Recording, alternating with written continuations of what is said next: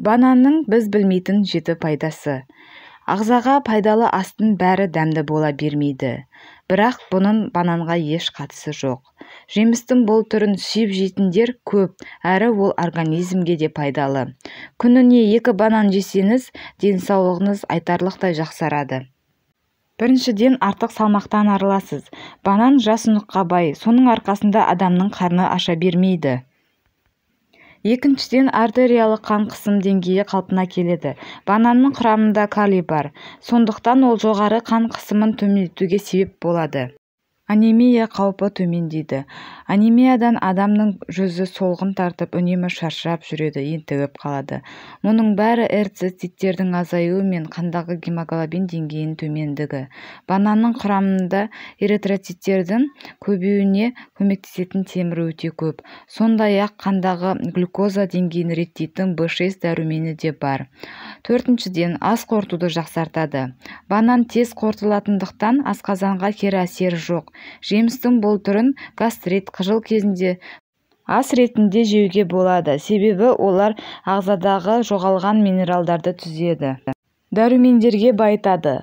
Банан B6 дәруменіне бай. Ол организмге инсулин, гемоглобин және амин қышқылдарын бөлуге көмектеседі. С дәрумені дегенде ойымызға апельсин мен құлпынай келсе де, бананның құрамында бұл витаминдер де бар екен. Ал сіздер білесіздер ме? Банан әлемдегі аллергия тудырмайтын жалғыз ғана жеміс болып табылады. Тағы бір қасиеттерінің бірі сүйектерді қатайтады. Банан арқасында ағзада кальций жиналып тұрады. Қалыпты жағдайда ағзадан кальций сынды пайдалы минералдар зәрмен сыртқа шығып кетіп отырады. Ал банан әсерінен керісінше кальций жиналып сүйектерді қатайтуға қатысады. Бұл әсіресе кофе ұнататын адамдарға пайдалы. Себебі біле білсеңіз, кофе керісінше ағзадағы кальцийді шығаруына септігін тигізеді. Іш қату. Іш қатуы бар адамдар үшін банан өте пайдалы жеміс. Әрдайым банан жеу іш қатудан мықты қорғаныш. Банан асқазандағы изжога секілді жағымсыз жағдайдан құтылуға да бірден-бір себеп. Тағы бір пайдасы бүйрек.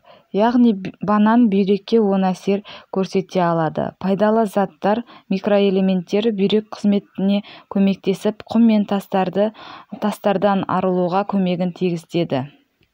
Жүрек айну. Банан жүрек айну немесе жүктілер токсикозы кезінде көмектесетін ғажап тағамдардың бірі. Дәрігерлер бананды әзілдеп жүрек досы деп атайды.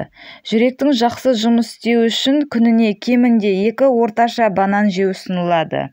Өздеріңіз көргендей, бананның қасиеті өте керемет әрі пайдалы болып келеді. Зияны да жоқ екен. Соңына дейін тыңдағандарыңызға рахмет. Каналыма тіркеліп, лайк басып, комментарий жазып кетіңіздер. Көптеген пайдалы ақпараттармен бөлісетін боламын. Сау болыңыздар.